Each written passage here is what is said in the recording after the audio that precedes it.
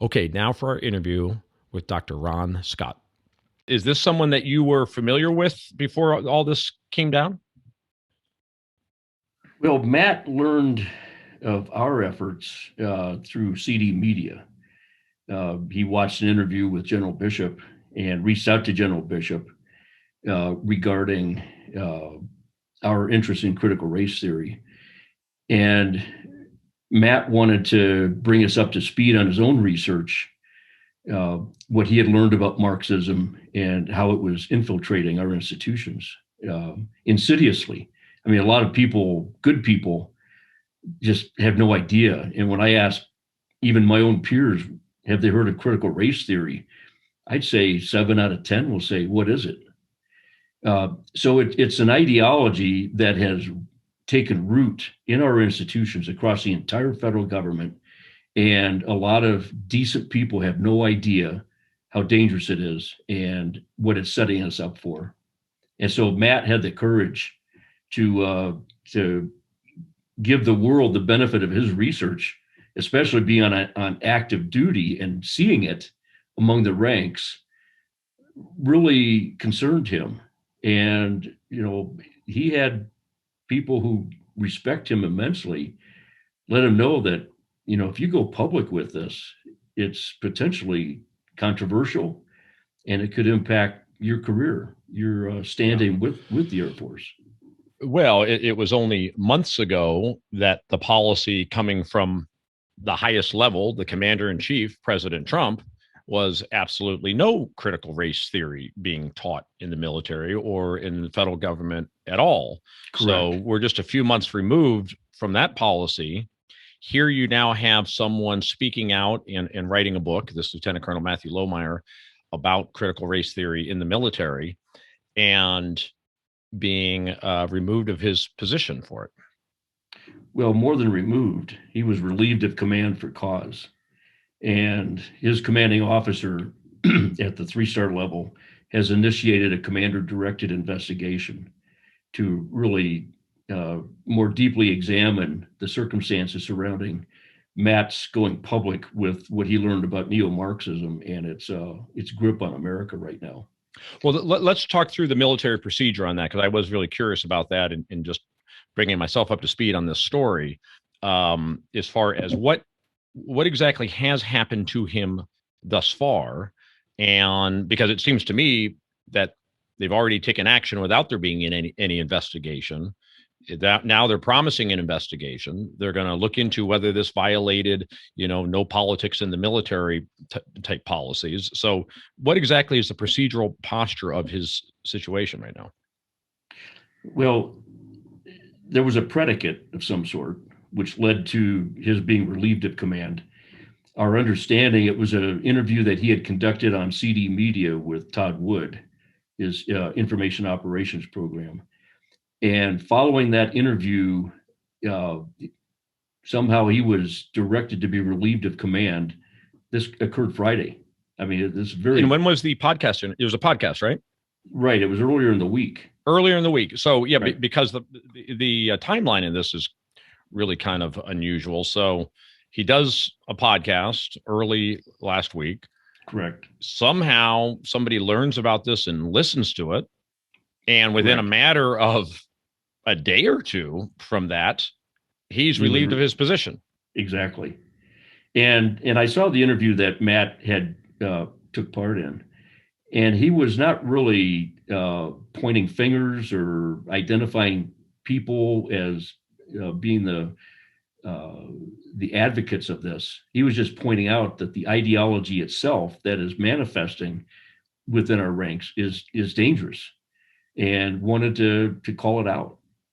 I mean, my guess, being far removed from this, is that perhaps it had more to do with the book that really had bothered people, that he dared to release a book. And just I'll share the title with everybody. I'm sure they've already seen it, but Irresistible Revolution, Marxism's Goal of Conquest and the Unmaking of the American Military.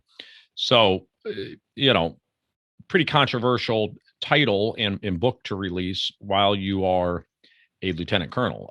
Do you think perhaps that's what got their attention? Absolutely. And I suspect that those that were involved haven't even read the book. And what I want to point out is that uh, Matt is 2 years below the zone of lieutenant colonel.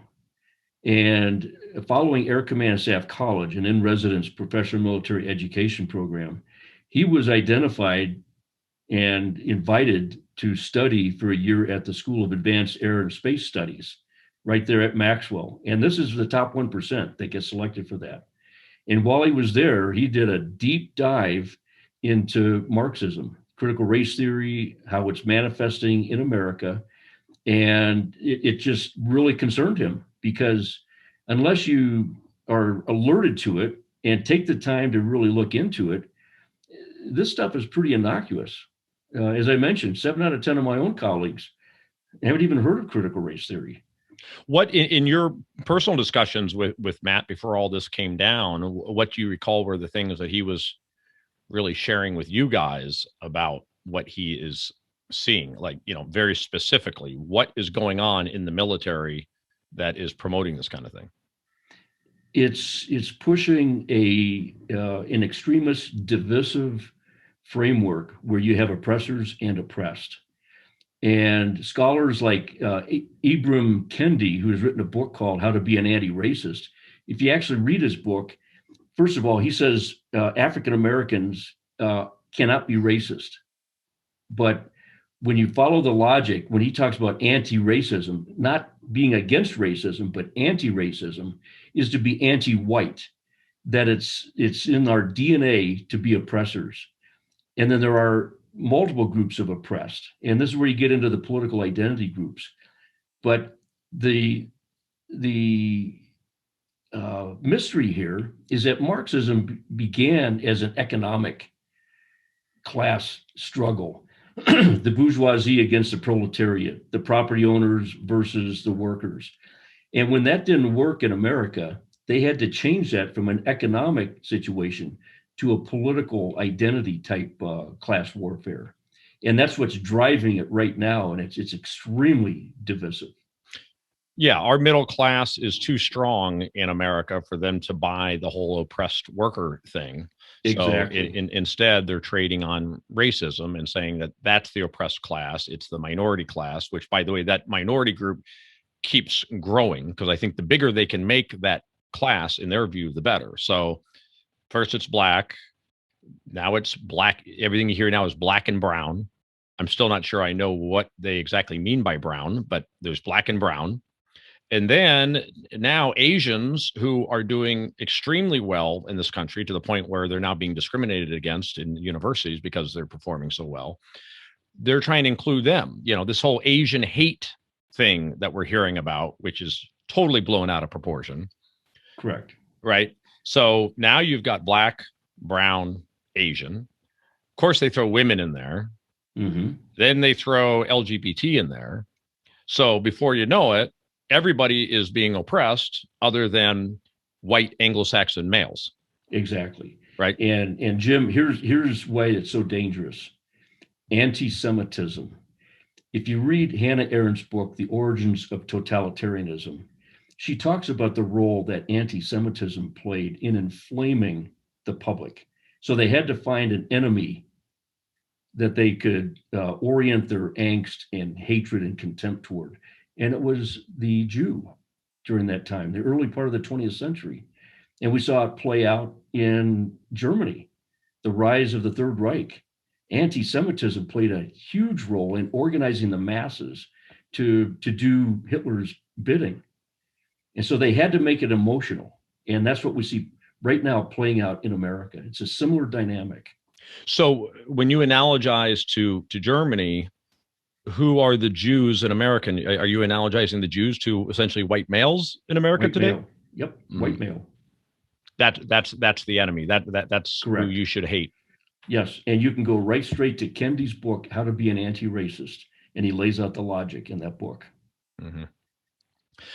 Yeah, I mean, what's funny is I'll never forget, and I said this in a prior podcast when I was talking with Rod about my friend who went to West Point, and I'll never forget the story he told me where he said that if your captain comes to you and asks you, Plebe Johnson, how many blacks are in your platoon?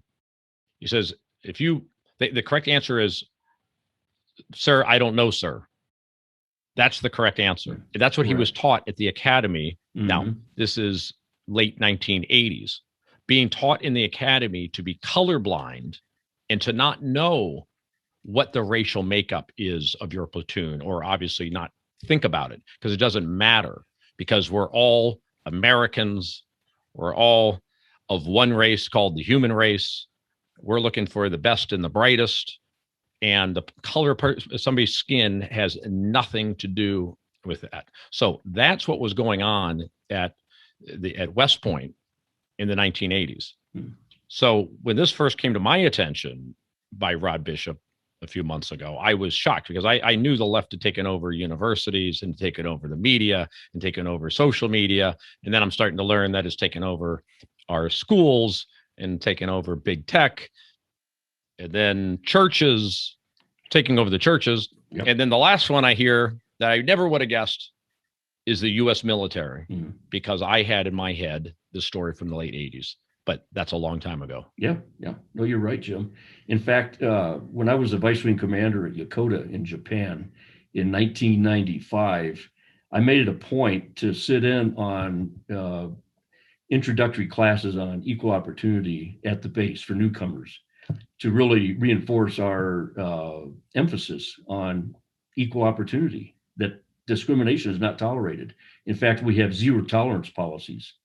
And I remember in one of the sessions, a young lady, African-American with one stripe, introduced herself as a proud African-American, and that she was aware that discrimination was taking place at Yokota. After the session, I pulled her aside and I said, young lady, I'm the vice wing commander, and you got my attention. If you're aware of discrimination that's taking place, we need to know that so we can nip it in the bud. And she admitted to me that she didn't really know of any discrimination that was taking place, but she just knew in her heart it was taking place. And to me, that's what characterizes a lot of what we see happening in America today. People have been made to believe that there's far more racism going on than is true. And if you bear with me, this last year, the former superintendent at the Air Force Academy sent a letter to the Academy family claiming systemic racism at the Academy. So I filed a Freedom of Information Act request asking for data to support that claim. And it wasn't really accusatory or interrogatory. It was in a mode of inquiring. You're making the statement, so I think it would be helpful to my friends and other colleagues that scratch their head and wondering, I didn't realize we had systemic racism. I could give them the data to support that. It took 6 months to get a response, and it didn't answer my 3 questions. Very simple. Number one, over the past 15 years, how many racial discrimination complaints were filed per year?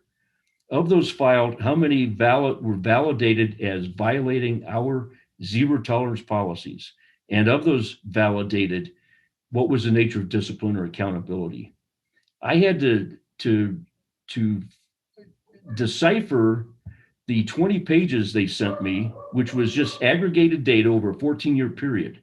But the best I could determine that over that 14-year period, there were 55 discrimination complaints. That included 10 categories of discrimination, racial being one of them. And so they didn't answer my questions. And so I could only conclude from that there is not systemic racism at the Academy, but they come out with these claims and they don't provide data or evidence to support it. Well, and in fact, and I'd be curious your thoughts, your personal experience.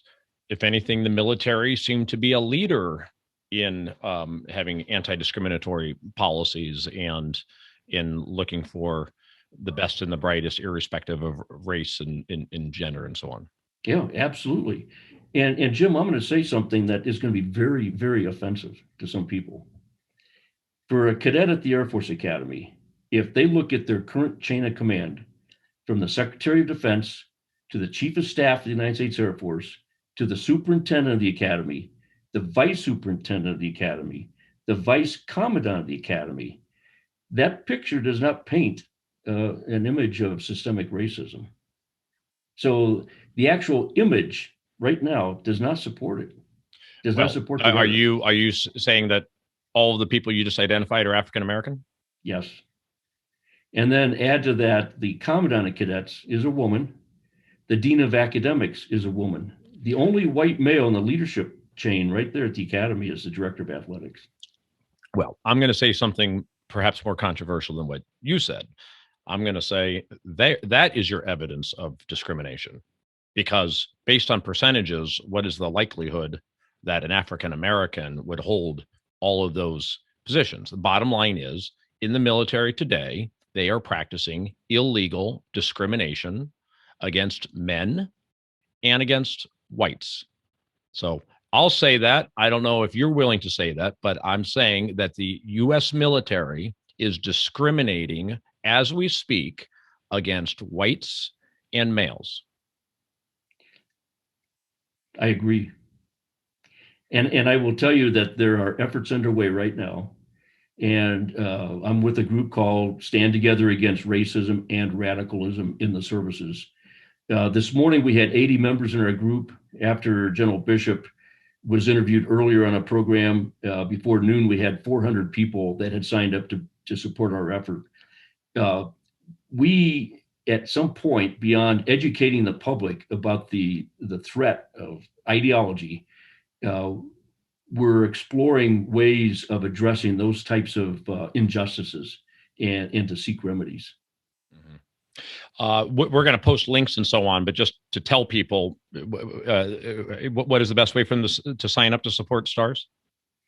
It's brand new. In fact, we opened it up this weekend. It's www.stars with two R's .us. www.stars.us. Mm-hmm. So let's go back to Lohmeyer's story. So there was no investigation, at least as of yet, as far as we know, right? And all we know is what they've said, which is that he's relieved of duty due to loss of trust and confidence in his ability to lead. And that investigation has been initiated into whether his comments on the podcast constituted prohibited partisan political activity. Correct. And what's ironic about it is he's being hammered for being critical of a political ideology that's being pushed in the Department of Defense. Which, as we said, sorry to interrupt, just to remind people, just hit my microphone. Just a few months ago, the commander in chief had made it very clear that this is prohibited in the military. What he's speaking out about is exactly what our prior commander in chief spoke out about. Correct. And now he loses his job. 3 months later, he loses his job over it. Right. But I will tell you that Matt filed an IG complaint, and it was dismissed at the Space Command level. But his complaint was after the executive order came out from the president, the base commander was still pushing critical race theory training at the base he was assigned to in defiance of the executive order. And I understand that same base commander came out on the 1-star list. And that's someone different than who terminated him, which is correct. The individual that terminated him was a colonel, and after the IG came back and dismissed his IG complaint, he came out on the 1-star list. And what's going to happen to Lohmeyer? So he's not dismissed from the military. Where is he now, and what happens next for him? They just reassign him to another position on the base, or is it a demotion? It's equivalent, because when you're relieved of command for cause, it has to be entered into your performance report, which is a kiss of death. It basically means you were fired.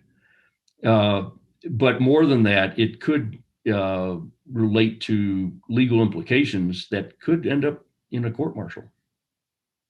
And I will point out that Matt's courage that he has displayed, and he knew the risks going into this, I would put on the same level as Billy Mitchell when he defied an order in order to demonstrate the potential of air power. and he faced a court martial and he was found guilty for disobeying an order. But we have air power today. And arguably air power is what was decisive in the Second World War against Marxism. Yeah, well, I think it's great that he's calling attention to it, and is going to be on Hannity tonight, right? Correct. Yeah. So tell us about this stand down day. I think that he talks about this, and this was put in place by the current Secretary of Defense. Secretary of Defense. Right. What was the whole basis behind stand down day, and did it happen, and what happened on stand down day? That's a great question. That stemmed from the 6th January event at the Capitol. And the idea was to stand down troops across the Department of Defense for one day and to talk about the dangers of extremism. The document that came out gave examples of extremism, and they were all right of center extremism. Never talked about Black Lives Matter or Antifa and the groups that were burning and looting cities over this past summer. We filed another FOIA complaint, by the way. And I got pushback this week asking me what is the public interest in wanting to know what materials and slides and presentations were conducted on Extremist Down Day. And they're asking me to demonstrate that my request is in the public interest. Wow. So you were just trying to find out, you heard about stand down day, and you're wondering, okay, what happened on stand down day and what materials were used, et cetera. Exactly. And they're saying, what is the public interest in knowing this? Yep. What's being taught to our military? And if I don't give them a satisfactory response, they will close my case on 26 May. Now, am I correct, though, that there wasn't one agenda used throughout all of the military for stand down day? Was it almost left up to kind of the local level as to what to do on that day? They guidance was provided, but flexibility was allowed. So have you seen the guidance? Yes, the guidance was published. Oh, okay. And again, it was in that guidance. They gave 4 examples of extremist activity, and they were all white supremacist, right of center examples. And when we say stand down day, what does that really mean? Did they really do something for an entire day where they had some program related to extremism? I think it varied from base to base. It could have been an hour-long seminar with an hour of discussion. I don't think they put people through an 8-hour ordeal. So it probably ranged anywhere from an hour to 4 hours, be my guess. My brother-in-law is in the Navy, and I just texted him, happy stand down day. Whatever the hell that is. And he just kind of sent a smiley face back. I haven't asked him what he experienced. I mean, I presume you've heard some stories as to what happened on stand down day at various locations. Well, I asked some cadets here locally, and they said that they've been advised that this is related to operational security. In other words, they've been coached not to go public with some of the Wow. stuff. So they clammed up. They weren't willing to tell you what they did on stand down day. Right. Yeah. No, I don't, and that's anecdotal. I mean, that's just a handful of cadets I talked to. I can't say for a fact that was a cadet wing wide effort.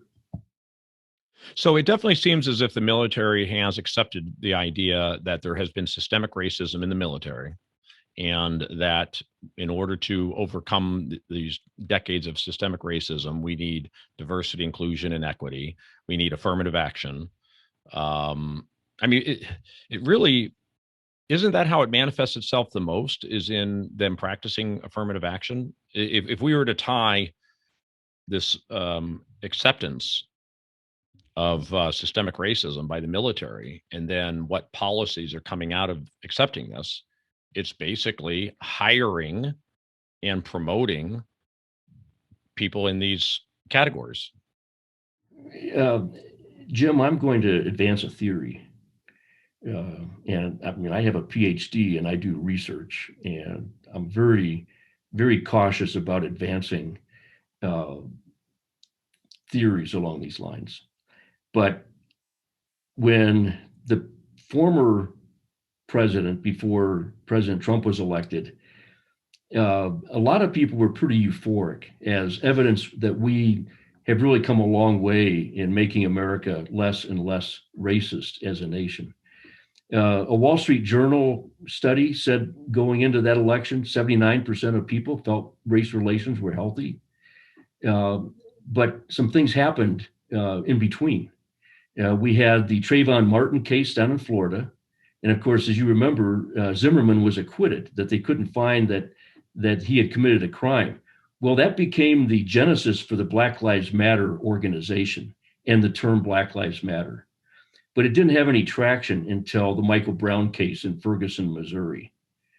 And if you look at a lot of the little casual comments and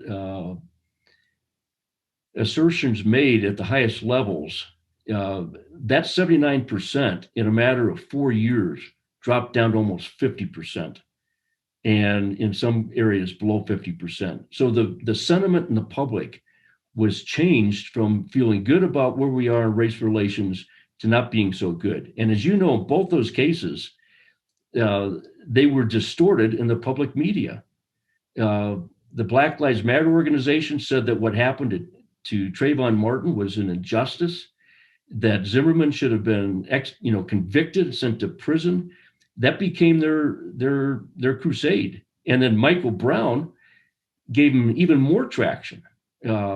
And so that's where the term Black Lives Matter began. And the founders of that organization are Marxists. They admit it.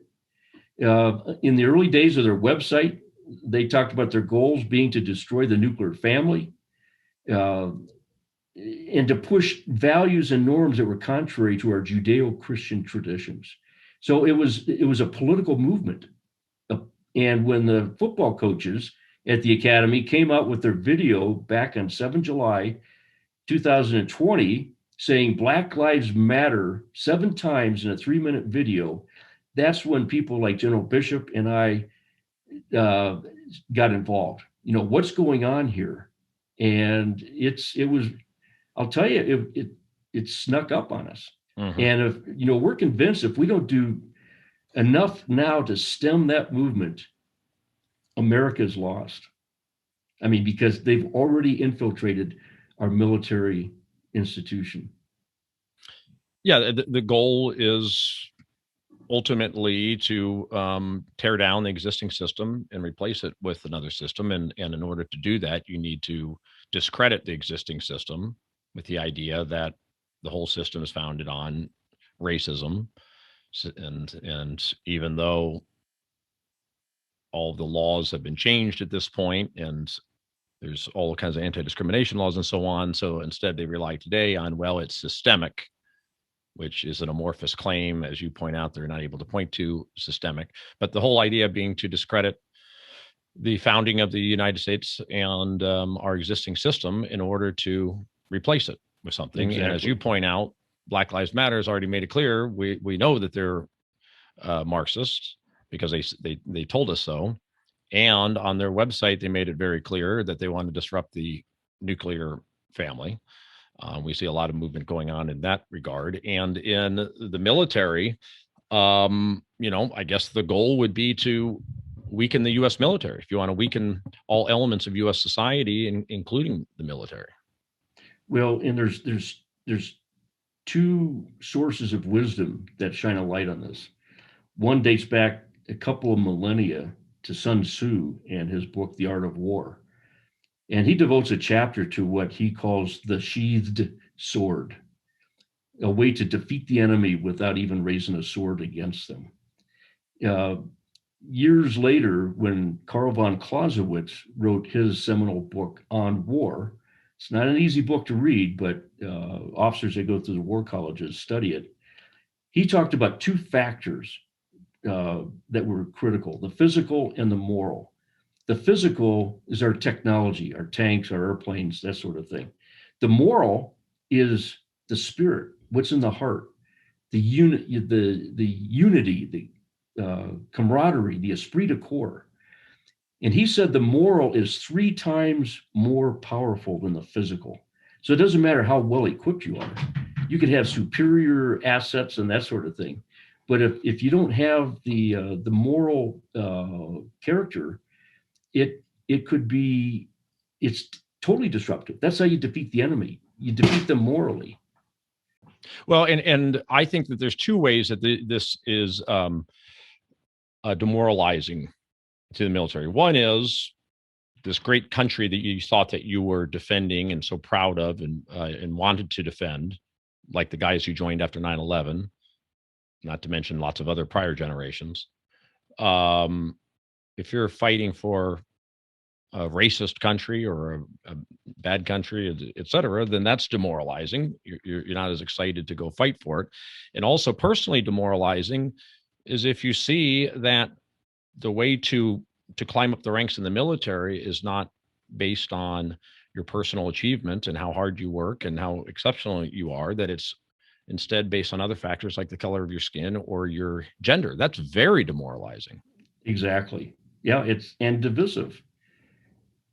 So, General Bishop likes to tell the story that, when he flew into combat, he never paid attention to whether his co-pilot or the flight engineer or the loadmaster were white or black. It's, they're part of the team.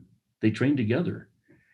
Yeah, and what I've been saying of late is with this Black Lives Matter. We didn't then catch up to the George Floyd situation, but it really obviously rose to a pinnacle with the George Floyd situation, and all of this focus on race, putting in your head.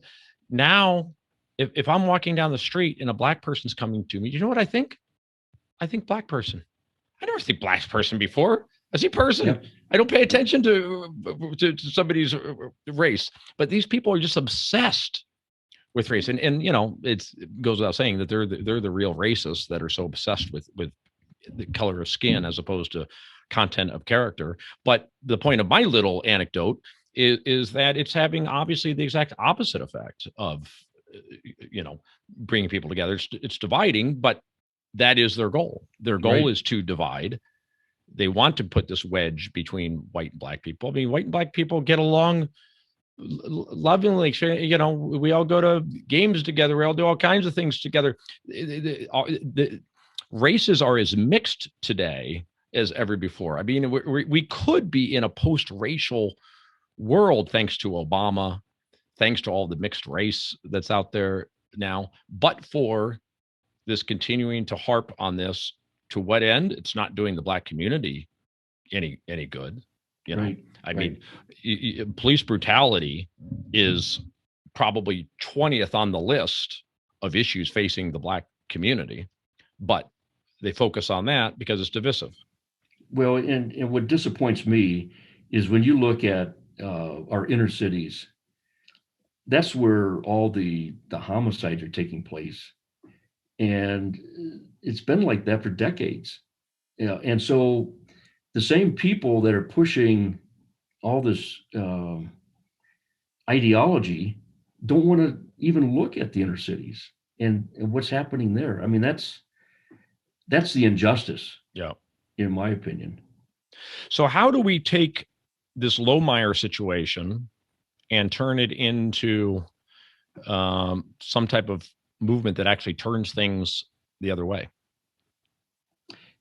Educating, programs like your show here, getting the word out that this critical race theory is dangerous, and so educating the public, but also taking on people that are doing things that are deceptive or illegal, and to seek justice. Truth and justice to me are the two watchwords here. So like working with the Academy, they have a diversity and inclusion reading room. And so we looked at the titles of the materials there, and it's all very anti-white, that, the blacks are still oppressed and whatever. So we offered a whole list of books to complement what they have in the library. We don't want to censor Kendi and and D'Angelo and her white fragility stuff that she's putting out there. But we think people ought to be exposed to alternative viewpoints on this and let them weigh the merits of the arguments and the evidence. And how did that go? Well, the superintendent was receptive.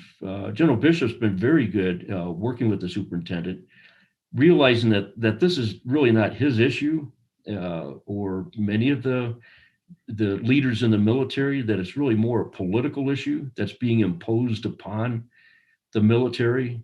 And so that's where he's kind of keeping us cautious in terms of being very careful about how we approach our concerns about these issues. But for instance, the reading room thing, you guys recommended some additional readings to be put in the reading room, and were they put in the reading room? Not yet. So and what about, let's go back to the video, because my listeners probably want an update on that since we covered that in the past.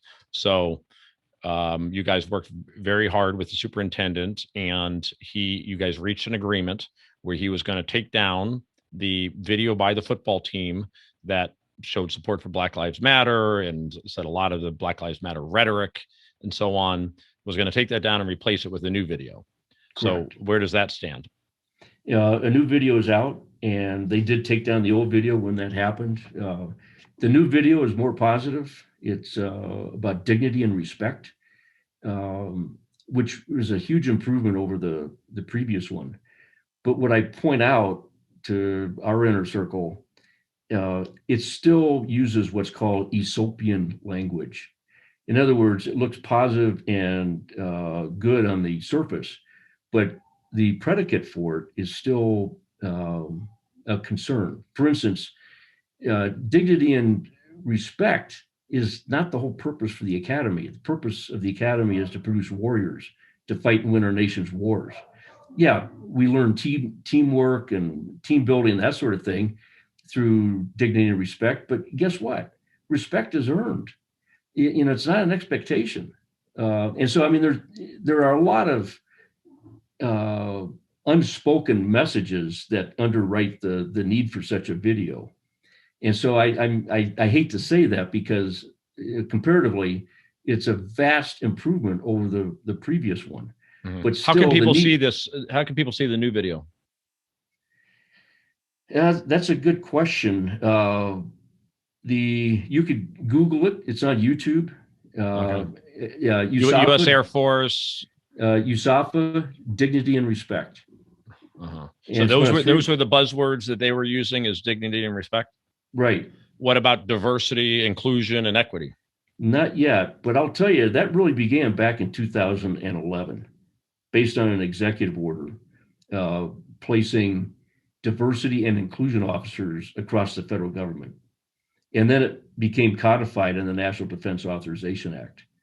And so, we were taking a look at some of the stuff and thinking, holy smokes,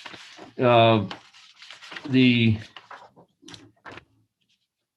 diversity, equity, and inclusion officers now across the federal agency, to include the military departments. And if you recall, the Secretary of Defense has just recently hired an individual to be the Chief Diversity and Inclusion Officer. And his background is controversial. He's got tweets out there that indicate that he really comes across as an extremist, and he's going to be in charge of this program. Our concern is it's really more of an enforcement mechanism to comply with an ideology, that if you speak out against it, like Lieutenant Colonel Lohmeyer, we're going to punish you. So a lot of these dynamics are at play right now. So that's what's leading to things like affirmative action being practiced in the military. Are there any court cases that you're aware of? I still have this naive view, I guess, that the Constitution and the Equal Protection Clause prohibits the federal government from discriminating against people based on their race, even though it happens all the time. Right. But I don't think that it's constitutional. And I'm just wondering, do you happen to know, is anybody suing over this? Not yet, but I'm privy to some discussions where that question is being Yeah. circulated. I think that's really what's needed. Somebody passed over for a promotion, especially in the military, where they keep pretty good record of obviously your seniority and your rank and your accomplishments and this, that, and the other. So it's fairly objective when you measure two people for a promotion and be able to see that somebody clearly was not as qualified for a promotion. Well, Jim, I would defer. I mean, that's a great question that you asked. I would defer to our Vice President for Legal Affairs, Mike Rose. Mike is a 69 graduate from the Air Force Academy. Mike was responsible for removing the silence tradition at West Point. Are you familiar with the silence tradition? Yes, and we've talked about it on this show, I think. But yeah, wasn't it considered somewhat racist at the time, or racial? Totally racial. In fact, Yeah. Benjamin O. Davis, who commanded the Tuskegee Airmen during the Second World War, spent his entire 4 years at West Point silenced. Sat at a table by himself in the dining hall, was not allowed to have a roommate, and was pretty much ostracized the whole 4 years. But Mike Rose was responsible for getting that terminated. And by the way, I think we should point out, obviously, that there has been past discrimination in the military, right? I mean, there's you didn't have integrated platoons until about what year? About 1947, Truman directed that we would integrate our forces. Okay, 1947. So that's terrible, and there was tons of similar type laws in America, through 1947. But I think we should also recognize that that is now 74 years ago. Correct. 74 years ago that the military was integrated. Exactly. And then women at West Point, when did that happen? Around 1976. Mm-hmm. And that happened with all the service academies. So my graduating class at the academy was all male. So if you're a believer that discrimination that happened back in the 40s against blacks is still having its effect today, and we need and the way to correct it is discriminating now against whites in favor of blacks, because 80 years ago it was done the opposite way. Right. If you think that's the right solution, then God bless you. I mean, I think it's been proven again and again that that's not the right solution to discriminate against today's generation based on discrimination that happened 5 generations ago. Well, in fact, George Orwell wrote a book with that theme called Animal Farm.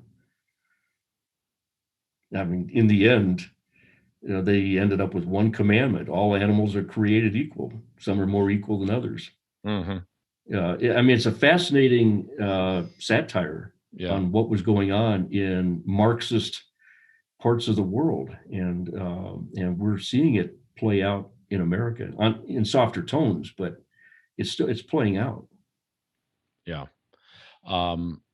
If affirmative action worked, we would have seen its benefits by now, because it certainly has been practiced in plenty of places, including schools. And just trying to change things at the end, you need to go to the root problem. I mean, it does such a disservice to the individual to simply say that, well, as long as we wind up with the same percentage of, let's say, blacks, whatever group you get, the same percentage at the end, then who cares if they're not getting the proper preparation, they're not getting proper schooling, the home situation and family situation is poor, the mental health is poor, the gang situations, that are all the problems in being raised in these communities that makes it challenging. Oh, as long as we just change the numbers at the end, then who cares? That's what affirmative action does. It allows you to. Sorry, I'll say one other comment about it, because when California got rid of affirmative action, UCLA Law School, and there's tons of examples of this. This is just the one I happen to remember, and I'll ballpark it for you. But of the 350 students that would be in the entering class at UCLA Law School, it'd be approximately 80 blacks. This is with affirmative action. When it was outlawed 15 years ago, the number went down to 2. Now, I don't remember the exact numbers, but my ballparks are close enough. It was staggering what the number went down to. So you were masking real, legitimate, important issues that need to be dealt with by simply making sure that the numbers at the end work out the same. Right. When you pull away the mask of affirmative action, you see, what is going on that only 2 African Americans are qualifying for UCLA Law School? Then your eyes are wide open that we've got a real problem in the Black community, and we need to figure out what that is and do something about it. Exactly. Well, you probably had statistics, and you are familiar with the term regressing to the mean. So you've got all kinds of data, and the mean, the average of it. Now you've got data above it, data below it. Regressing to the mean talks about pulling these things to the mean. So now everybody is on the mean. But what happens in real life is that mean gets lower and lower and lower. And Thomas Sowell has written about this. He's got a book that came out in 1993 called Inside American Education: The Decline, the Deception, the Dogmas. It is a very damning book about our educational system in America. That was 1993. And because of that, we are in the situation we are in today. Black economist from Stanford, right? Exactly, Hoover Institute. He's got books out, Intellectuals and Race, Discrimination and Disparities. And these are not just opinion pieces. It's very heavily documented with citations to studies, analysis that has been conducted over time and whatever. And so, this, in my opinion, is why America was ripe to be infiltrated by an ideology like critical race theory. We haven't been prepared to think critically and to mimic. So, yeah. Well, and you've got the slavery past that everybody feels guilty about. That's easy to play on. But yeah, it's racist in and of itself, because it's basically telling the Black community that you are incapable of succeeding. You need you need government / white people. You need them. You need white people in order for you to change, in order for you to succeed, or you need the government to do something in order for you to succeed. When in fact, the tools are right in front of them. There's absolutely nothing in the way of anyone in the Black community from succeeding on their own. They don't need white people to help them. They don't need the government to help them. They can do it all on their own. And exactly. It's racist to suggest that they cannot do it on their own. Well, why is this Asian community able to do it on its own? Why is this Jewish community able to do it on, but the Black community can't do it on its own? Yep. You need whitey, or you need government? Yep. No, Blacks have been used as instruments by the political left in America. An individual by the name of Manning Johnson, you can Google manningjohnson.org. It takes you to a website. He's not alive right now, but he was recruited by the Communist Party, and he was sort of their front man to agitate the Negroes in that era. And when he saw what was happening, that they were being manipulated to agitate the Blacks and make them feel oppressed and whatever, and it was the communist intellectuals that were going to take care of them. And he broke from the Communist Party. Bella Dodd has written a fabulous book called School of Darkness. She was recruited into the Communist Party back in the 1930s, teaching at Hunter College. And then she found out how evil it was, and she tried to break loose from it, and they wouldn't let her. They said, nobody leaves the Communist Party. And then one day she gets a call from the Associated Press, basically asking her some questions, and she didn't have a response. The next day, it was all spread in the New York papers that she'd been expelled from the Communist Party. So they've been in existence in America since 1919 without a break. You can go to cpusa.org and they're open. They're hiding in the open. In 2018, John Bachtel, the chairman of the American Communist Party, published an article about their success in swaying the midterm elections in 2018 based on their 53,000 model. 50 states, 3,000 counties. It's out there. It's hiding in the open. Yeah. But back, if you get a chance, if you haven't already, to interview Bob Woodson from the Woodson Center. Bob marched with Martin Luther King Jr. During the civil rights movement, and he's very aligned with our thinking on this and your thinking. I mean, the points you made, Bob Woodson makes those emphatically. Carol Swain, former professor at Vanderbilt, she's been part of the 1776 project to counter the 1619 project that they're pushing into the school systems. Is there any debate as to what side Martin Luther King would be on if you were alive today? He'd be on our side. We should be judged by the content of her character, not the color of her skin.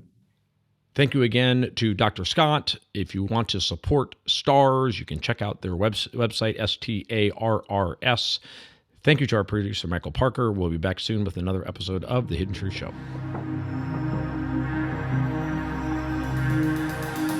Thank you for listening to The Hidden Truth Show with Jim Breslow. You can find us at hiddentruthshow.com. Follow us on Facebook, Twitter, and Instagram at Hidden Truth Show. Join us again next week for another episode of Hidden Truth Show with Jim Breslow.